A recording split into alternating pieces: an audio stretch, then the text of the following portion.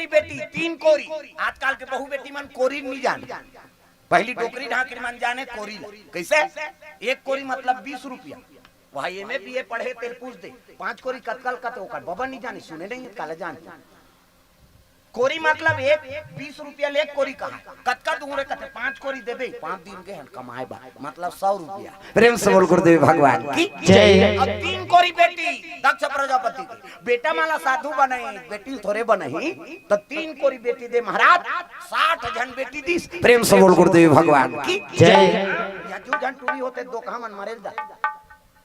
हमार गांव दहार कहा भाई तुम्हारा नहीं कहा, हमार गांव दहार काय आज भाई हम टूरी तो यार। हाँ बेटी आगे सुरसुरी नहीं जलाए और बेटा आगे तय कई ठन फटाका, कौन जानी चोटा होही लबरा होही धुनमा डर पेश वाला होही। दुनिया में हर दादल बेटा चाहिए आजकल, बड़ा समस्या है नहीं। हर पिता ला पुत्र चाहिए, पुत्र। और दुनिया भर टूरा टूरा हो जाए बन्ही जी, वंश आगे बढ़ सकते। टूरा टूरा भौराबे का कथो सुकुरदुम हो जाता।